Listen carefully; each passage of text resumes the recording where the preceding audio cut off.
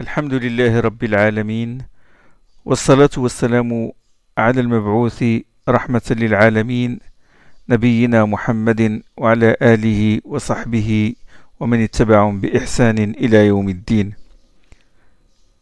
Nous allons continuer, Inch'Allah, ce sujet du vocabulaire coranique dans ce 28e dars de la série de leçons sur l'Itqan de l'imam Suyuti. Et je dis que Suyuti, il a cité dans son Itqan deux chapitres en relation avec le chapitre qu'on a évoqué précédemment sur la syntaxe coranique. Il a cité deux autres chapitres. Le chapitre 40, qu'il a appelé معرفة معاني الأدوات التي يحتاج المفسر إلى معرفتها, les mots utiles dont la connaissance est indispensable à l'exégète, et le chapitre 42 في قواعد مهمة يحتاج المفسر إلى معرفتها, règle importante de la langue arabe dont la connaissance est indispensable à l'exégète. Alors, la première règle qu'il a expliquée dans le chapitre 42, à savoir le chapitre sur les règles dont la connaissance est nécessaire au mufassir, la première règle qu'il a expliquée, c'est une règle relative au prénom. C'est ce qu'on appelle dama'ir. Il a dit qu'Ibn al-Anbari a écrit un livre en 2 volumes sur l'explication des pronoms qui se trouvent dans le Coran. L'importance des pronoms. 2 volumes consacrés aux pronoms. Puis il a dit que le but de l'emploi des pronoms, c'est la concision, l'ikhtisar. Sinon, si on répète les noms qui indiquent les prénoms, ça va être long. Les phrases vont être longues. À la base, ce sont les pronoms affixes qui sont utilisés dans le Coran et dans la langue arabe en général. Et on ne recourt aux pronoms isolés que lorsque c'est nécessaire. Les pronoms affixes comme hum, hunna, huma, hu, comme kum, kunna, kuma, na, comme kitabuna, le na, c'est un pronom. Ni, ou il y a tout simplement kitabi. Ce sont les pronoms affixes, ils sont attachés au nom ou au verbe. Les pronoms isolés de dama'ir al-munfasila, c'est comme iyaka, huma, hiya, huwa peuvent être, huma peut être affixe ou un pronom isolé. Antum aussi, c'est un pronom isolé. Nahnu, anta, ana, etc. On les appelle les pronoms isolés. Et on ne peut bien sûr utiliser les pronoms isolés qu'en cas de nécessité, comme par exemple dans la sourate al-Fatiha, Iyaka na'budu. Iyaka na'budu. Iyaka, c'est un pronom personnel isolé qui désigne qui désigne Allah subhanahu wa ta'ala. Allah subhanahu wa ta'ala, il a mis le complément avant le verbe pour la restriction, c'est-à-dire que nous devons adorer qu'Allah subhanahu wa ta'ala. Il a mis, c'est un complément préposé. D'accord? Iyaka, c'est un complément, c'est un damir, c'est un pronom isolé qui remplace un complément d'objet direct qui désigne Allah subhanahu wa ta'ala. Et na'budu, c'est un fi'l mudari', adorant. Un fi'l mudari', c'est un verbe, d'accord, au présent, et مرفوع بالضم الظاهر على آخره, اللي مرفوع اللي هو ك إلا لا ضمها صفة. إياك نعبد. Donc là, le pronom il est isolé. Un autre exemple, وقضى ربك ألا تعبدوا إلا إياه. وقضى ربك ألا تعبدوا إلا إياه. Allah a décrété, a décidé que vous n'adoriez que lui, D'accord? Et puis il y a l'exception, la particule d'exception qui est illa, et puis iya qui est un damir, qui est un pronom isolé. sinon sans cette exception, on dit ta'budouh. Mais là, la particule est séparée entre le verbe et le pronom. Et parmi les règles relatives au pronom, c'est que le pronom il renvoie à un antécédent, c'est-à-dire le nom ou les noms, la phrase qu'il désigne. Quand Allah subhanahu wa ta'ala dit وَنَادَى نُوحٌ ابْنَهُ, Nuh a appelé son fils dans Surat Hud. Nuhun ibnahu. Ibnahu, ça se termine par le ha. Hein? Le ha, le pronom ha, il remplace qui? Il remplace Noé, qui est cité avant lui. D'accord? Il renvoie à un antécédent. وعصى آدم ربه. وعصى آدم ربه. Adam a désobéi à son Seigneur. ربه, le ha, il renvoie à Adam. N'est-ce pas?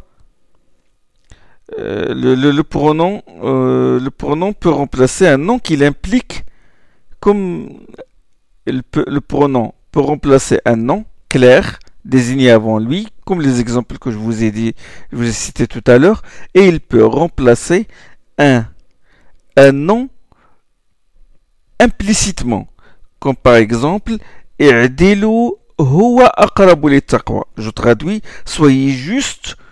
Huwa, je garde le nom, je garde le pronom sans le traduire. Huwa est plus proche de la crainte pieuse. Le damir huwa, le pronom huwa, il remplace quoi? Hein? Il remplace un nom qui n'est pas mentionné. Il n'est pas mentionné dans la phrase.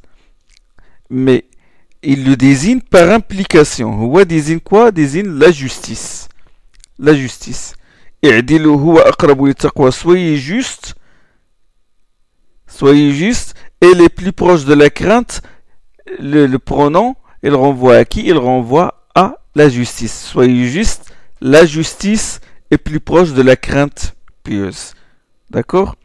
Et dans un autre verset, Inna anzalnahu fi laylatil qadr. Inna anzalnahu fi laylatil qadr. Nous l'avons fait descendre la nuit du qadr. Inna, bon, harf nasb wa tawkid. Et anzalnahu, anzalna. Anzalna, c'est le verbe anzala. Et donc le hu, anzalnahu, le damir, le pronom personnel hu, il renvoie à quel nom? Le nom n'existe pas. À quoi il renvoie dans ce verset-là? Inna anzalnahu fi laylatil qadr. Il renvoie au Coran. Nous avons fait descendre le Coran la nuit du qadr. D'accord? Mais Allah subhanahu wa ta'ala n'a pas cité le Coran. On ne l'a pas cité. Mais il l'a désigné juste par le pronom hu. Anzalnahu. Là, c'est ce qu'on appelle yadullu alayhi bil iltizam. Le ha remplace le Coran par implication nécessaire. Mais parfois, le nom qu'il remplace par implication se trouve devant lui. Vous savez, normalement, le pronom, comme je vous ai dit tout à l'heure, le pronom renvoie à un antécédent, un nom qui est cité avant lui. Mais là, c'est l'inverse. L'inverse. Le nom qu'il désigne se trouve devant lui. فأوحى يقول الله سبحانه وتعالى فأوجس في نفسه خيفة موسى. Ça c'est dans Surat Taha. فأوجس في نفسه خيفة موسى. Il en conçut de la peur au fond de lui-même Moïse. Je traduis tout en respectant la structure de la phrase. Hein? Donc si on respectait l'ordre syntaxique de base, en langue arabe, la phrase serait Moussa awjasa fi nafsi khifa. Moïse conçut de la peur au fond de lui-même. N'est-ce pas? Avec le verbe, avec le sujet, le complément, le verbe, le sujet, puis le complément à la fin. D'accord? Mais là, c'est le nom auquel renvoie le pronom ha, nafsihi, hein, renvoie à un nom qui est devant lui alors que d'habitude il renvoie à un antécédent. Donc si nous voulons faire l'analyse syntaxique de ce verset pour nous repérer, bon, on va dire awjasa, bon, fi'al mad mabni ala al-fath, c'est un verbe au passé. Fi nafsihi, bon, fi nafsi jar wa majrour, la préposition avec son génitif, et nafsi majrour avec la kasra, et puis il y a le ha qui est le pronom, c'est un Ha est un modaf ilayh, il est annexé à nafsihi. D'accord? Donc, le ha qui est, ce ha là qui est attaché, c'est un damir muttasil, modaf ilayh, c'est un pronom affixe, complément de nafs. Et ce ha, il remplace quoi? Il remplace un nom qui ne le précède pas, mais qui se trouve à la fin de la phrase. Fi nafsihi, fi nafsihi. فأوجس في نفسه خيفة موسى. D'ailleurs, la préposition et le nom qui vient après, le nom, son génitif, fi nafsi, il remplace, il est attaché, il est attaché à, il dépend de quoi? Il dépend d'un verbe. Nous avons parlé déjà de ça, le génitif, la préposition avec son génitif, ils dépendent d'un verbe ou d'un mot qui remplace ce verbe-là. Mais là, fi nafsihi, il dépend du verbe awjasa, ça veut dire concevoir de la peur. D'accord? Alors, fi nafsihi, fi nafsihi, nous en avons parlé. Qu'est-ce qui reste à analyser? Khifa. Khifatan. Khifa, c'est un complément. C'est un complément d'objet. Bon, مفعول به منصوب بالفتحة الظاهرة على آخره خيفة avec la fatha à la fin. Donc c'est un complément et c'est clair. Je termine le verset ou je termine la phrase فأوجس في نفسه خيفة موسى. Moussa c'est quoi? Moussa c'est un sujet. C'est un فاعل مرفوع بضمة المقدرة على آخره. C'est un فاعل مرفوع. C'est un sujet. Et c'est un sujet, normalement le sujet doit être avant le complément, mais là c'est un sujet post-posé. C'est un sujet qui est venu après le complément. D'accord? Il est venu après le complément. C'est un sujet qui porte... normalement il doit porter une damma, mais puisqu'il y a le alif moussa, c'est un alif maqsoura qui se forme d'un ya, il est impossible de mettre la damma dessus, d'accord? Et c'est pour cela, bon, les mu'aribin, les spécialistes, les grammairiens, ils disent damma muqaddara ala akhirih mana'a min zuhuriha ta'azzur. C'est une damma sous-entendue à sa fin, mais qu'on ne peut pas la mettre vu la présence du alif maqsoura, du alif. Donc ça c'est un sujet post-posé, c'est-à-dire il est venu, le pronom ha, il renvoie à un nom ou au sujet Moïse qui est venu après lui. Et ça c'est courant, on trouve beaucoup d'exemples dans le Coran de ce genre, comme dans Surat al-Baqarah وإذ ابتلى إبراهيم ربه بكلمات وإذ ابتلى إبراهيم ربه بكلمات. وإذ ظرف لما مضى ابتلى c'est un verbe. Ibrahima, lorsque si je traduis, lorsque le Seigneur a éprouvé Ibrahim par des prescriptions, lorsque Ibrahim fut éprouvé par son Seigneur, fut testé, éprouvé par son Seigneur. وإذ ابتلى فعل ماض. Ibrahima, c'est un مفعول به, c'est un complément. Ibrahima, attention à l'erreur, parce que certains disent Ibrahim ou non, c'est fou. Ibrahima, c'est un complément, et puis Rabbuhu, c'est un fa'il mu'akhar, c'est un sujet postposé, bikalimatin, c'est un jar ou majrour, la préposition avec son génitif. ولا يسأل عن ذنوبهم المجرمون dans surat al-Qasas. Allah subhanahu wa ta'ala dit ولا يسأل عن ذنوبهم المجرمون. Là, لهم ذنوبهم لهم, c'est-à-dire le pronom affixe, il renvoie à un nom qui est venu après lui, c'est-à-dire al-mujrimoun. D'accord? ولا يسألوا, là c'est-à-dire que les coupables ne seront pas interrogés au sujet de leur péché. D'accord?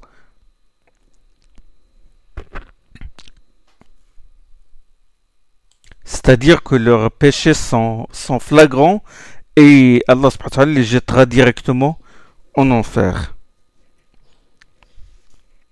Donc, وَلَا يُسْأَلُ عَنْ ذُنُوبِهِمُ الْمُجْرِمُونَ. Là, la particule là, la يُسْأَلُ, c'est une particule négative. Et la يُسْأَلُ, c'est un fi'l مضارع مبني للمجهول.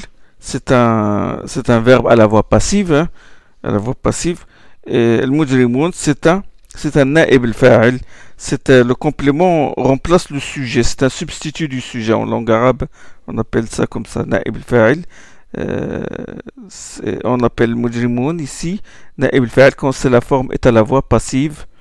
C'est un substitut, c'est un complément qui remplace le sujet.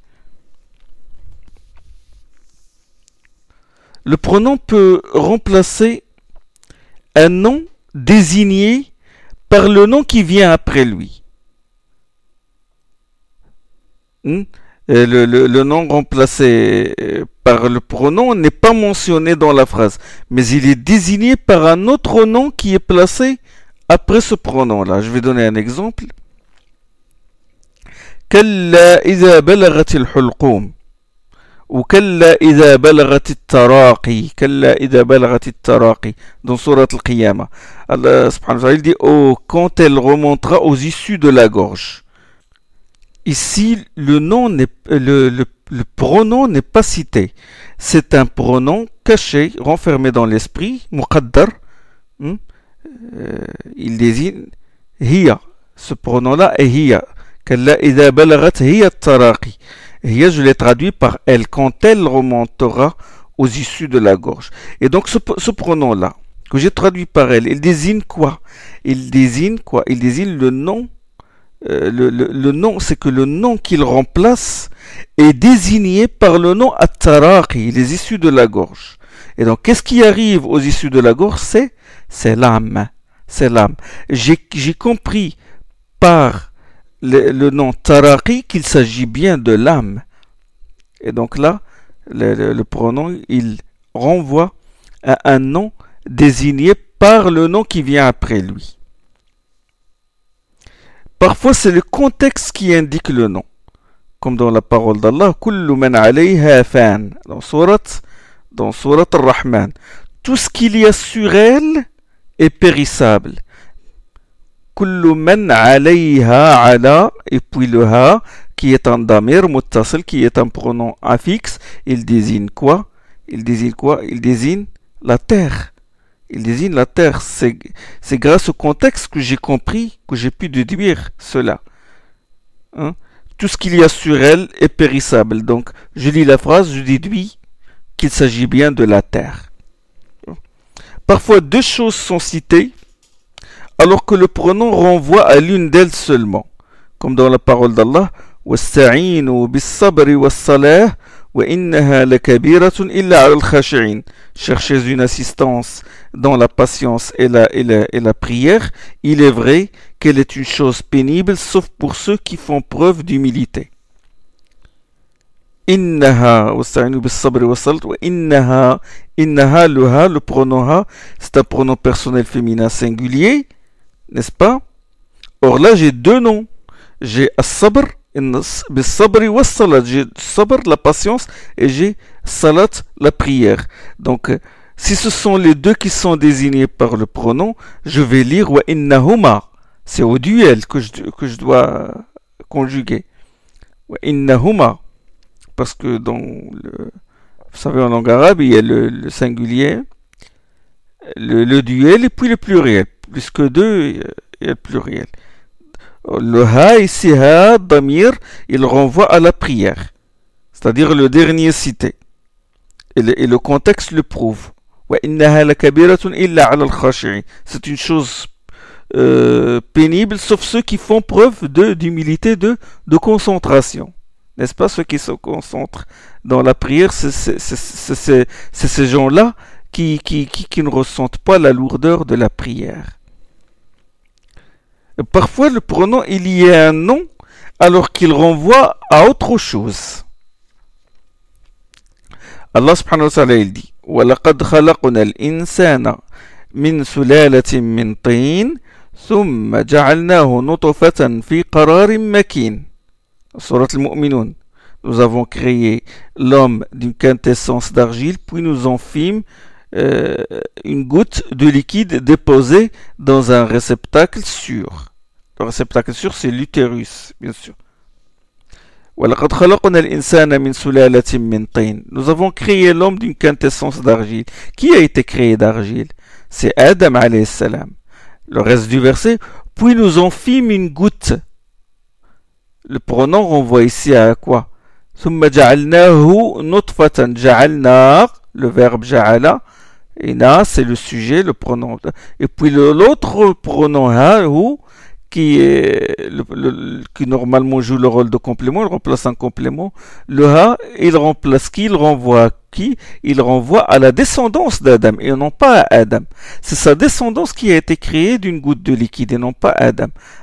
D'accord? Donc j'ai un pronom qui désigne un nom qui a un rapport, qui est lié à un nom alors qu'il désigne un autre. D'accord? Et autre règle concernant les pronoms, à la base les pronoms renvoient à une même chose. Quand il y a une série de pronoms, à la base, ils renvoient à une même chose. Comme dans Surat Al-Kahf par exemple, قال له صاحبه وهو يحاوره. قال له, le premier ha et le deuxième ha et le troisième ha, trois pronoms, ils renvoient à une même personne, ça veut dire la personne qui a renié la venue de l'heure et qui a été ingrat et qui s'est vanté de sa richesse, et son compagnon lui dit dans sa discussion avec lui, as-tu dénié celui qui t'a créé? قال له صاحبه, son compagnon lui a dit pendant qu'il discutait avec lui, as-tu renié celui qui t'a créé à partir d'une autre fois, à partir d'une goutte de liquide, etc., etc. Donc tous les pronoms là renvoient à une personne, à une seule personne. Mais il y a des cas qui n'obéissent pas à cette règle, comme par exemple dans le verset وَلَا تَسْتَفْتِ فِيهِمْ مِنْهُمْ أَحَدًا, dans Surat Al-Kahf aussi, وَلَا تَسْتَفْتِ فِيهِمْ مِنْهُمْ أَحَدًا, ne consulte à leur sujet aucun d'eux. Le premier pronom pluriel, وَلَا تَسْتَفْتِ فِيهِمْ, him, le premier pronom pluriel, il renvoie aux gens de la caverne. Et le deuxième hum, minhum, il renvoie aux juifs. Parce que c'est les juifs qui ont posé cette question. Il faut poser trois questions au prophète sallallahu alayhi wa sallam.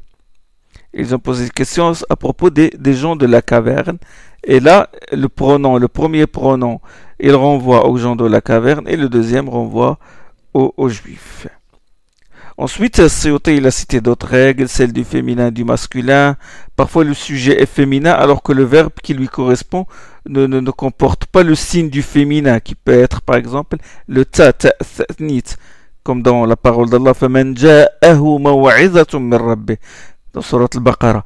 فَمَنْ جَاءَهُ مَوْعِظَةٌ مِّن رَبِّهِ, celui auquel est venue une exhortation de la part de son Seigneur. جَاءَهُ, normalement ça doit être جَاءَتْهُ. C'est le ta du féminin. Parce que le terme maw'iza est au féminin. Aux exhortations. D'accord? قَدْ جَاءَكُمْ مَوْعِظَةٌ مِّن رَبِّكُمْ, dans Surat Yunus. Une exhortation vous est venue de votre Seigneur. Normalement, قَدْ جَاءَتْكُمْ. Il n'y a pas le ta du féminin. Il n'y a pas le ta du féminin. Mais c'est... le verbe, normalement, il n'y a pas ne comporte pas le ta du féminin, alors que le sujet qui lui correspond, c'est un féminin. Pourquoi?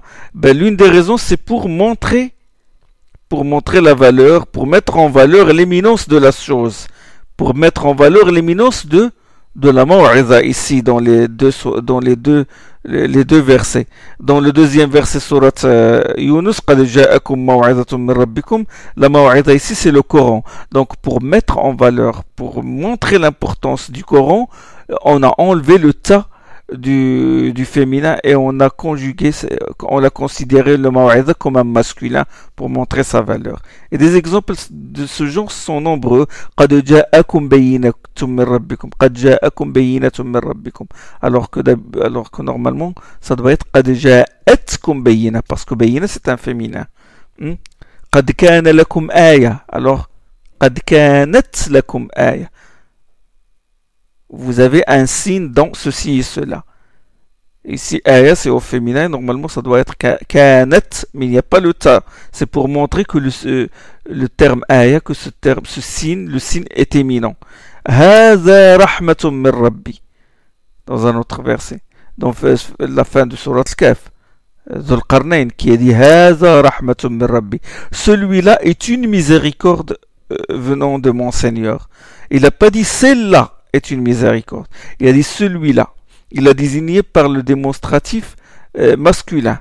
Alors que Rahma, c'est au féminin. C'est pour montrer l'éminence de cette Rahma, la grandeur de cette Rahma, que le démonstratif a été employé au masculin et non pas au féminin. Bon, il a cité d'autres règles, le défini et l'indéfini, le pluriel et le singulier, d'autres règles qu'il est long de, qu'il est long de développer ici. Bon, dans le 40e chapitre, comme j'ai cité au début du Dars, je dis qu'il y a 2 chapitres qui sont rattachés au chapitre de la syntaxe coranique. Hein.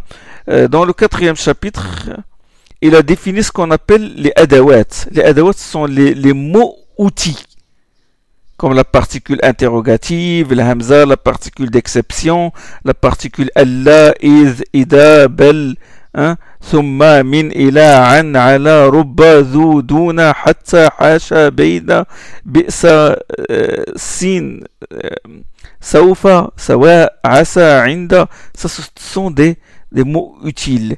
La connaissance de ces mots-là, attention, c'est fondamental. Elle est fondamentale. Je cite un exemple. Je vous donne une idée de chaque chapitre parce que le détail est très très long. Surtout les mots utiles, ça c'est faut une série de doros rien que sur ces particules parce qu'ils sont déterminantes dans la compréhension du texte des versets coraniques. Alors je vais citer l'exemple de la particule de Ida. Lui, il a traité la particule de Ida. Il a dit il y a le cas où Ida exprime un événement inopiné, exprime la surprise. Fujaiya. Elle concerne spécifiquement cette particule Ida dans le cas où il exprime un événement inopiné. Elle concerne particulièrement les phrases nominales qui commencent par un nom. Ce n'est pas une conjonction de subordination où on distingue une phrase principale, une phrase subordonnée, ce qu'on appelle jawab. C'est comme le cas du shart de la condition.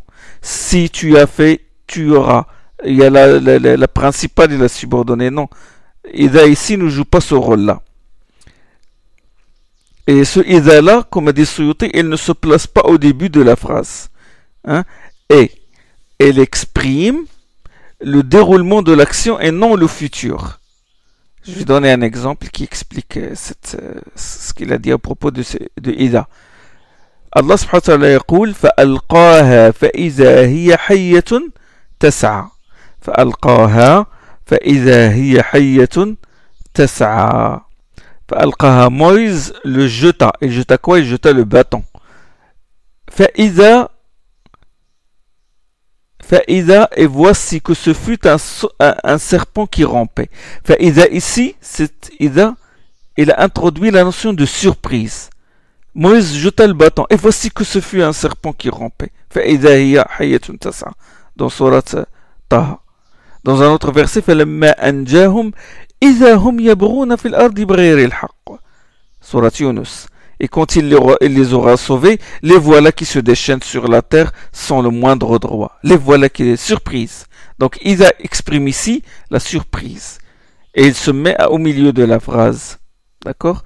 En dehors de ce cas particulier, Isa, dans la majorité des cas, sert de localisation temporelle exprimant le futur. C'est un zarf lil mustaqbal, comme disent les grammairiens. D'accord? Qui renferme l'idée d'une condition, shart. Et elle concerne spécifiquement les phrases verbales, c'est-à-dire les phrases qui commencent par un verbe. Elle se place au début de la phrase. Exemple, إذا جاء نصر الله والفتح ورأيت الناس يدخلون في دين الله أفواجا فسبح بحمد ربك واستغفر إنه كان توابا. إذا جاء نصر الله والفتح, lorsque viendra le secours victorieux d'Allah. Mais ici j'ai Ida. Et juste après Ja'a, après Ida il y a Ja'a, mais Ja'a il est au passé. C'est un verbe au passé. Mais là il a transformé ce verbe au passé, il l'a transformé au futur. Comme j'ai dit tout à l'heure, il sert de localisation temporelle exprimant le futur. bien que le verbe soit conjugué au passé, mais quand Ida est venu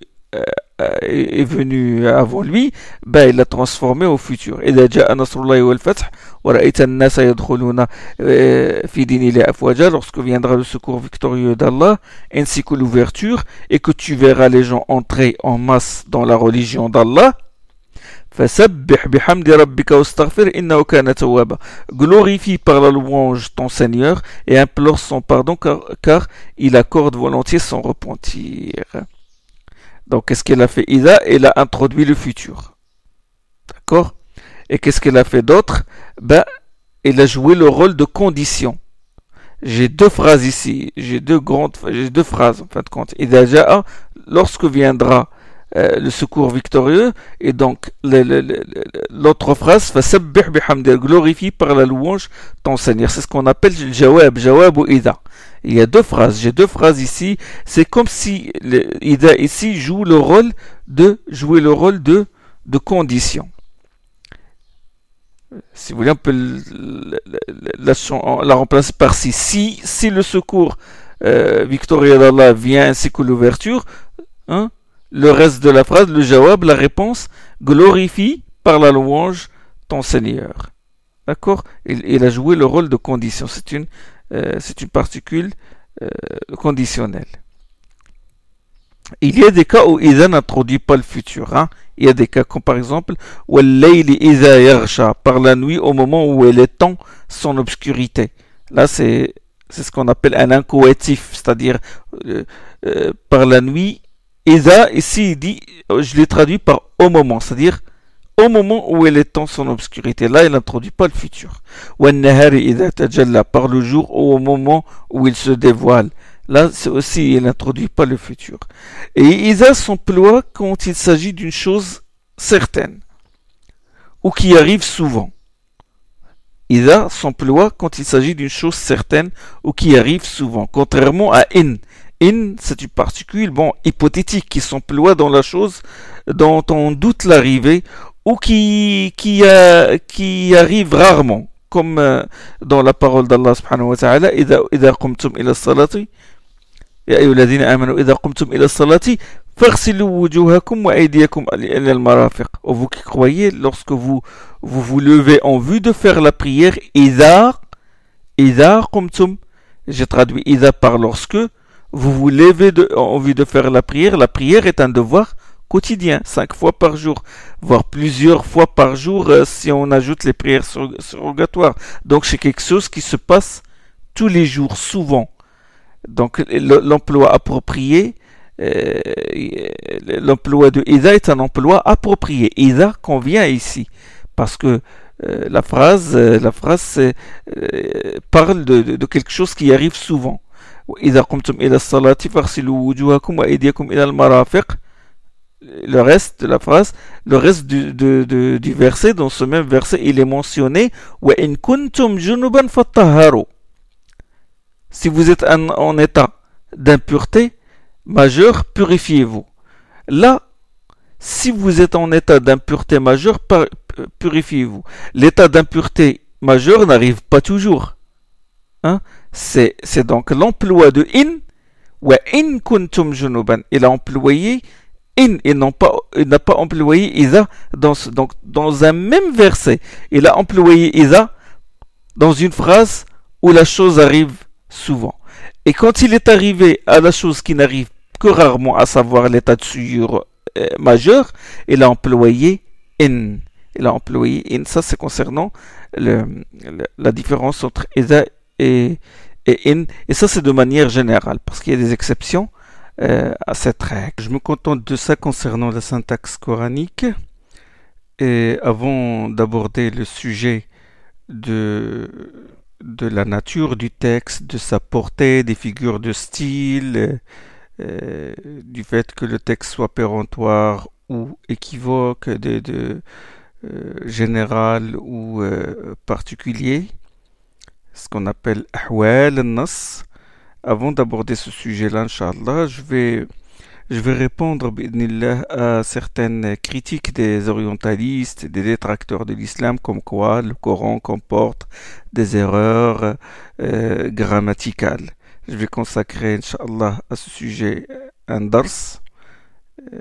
Au prochain dars, Inch'Allah, subhanakallahum bihamdik, shadu illa ila illa ant, astaghfiruka wa atubu ilayk.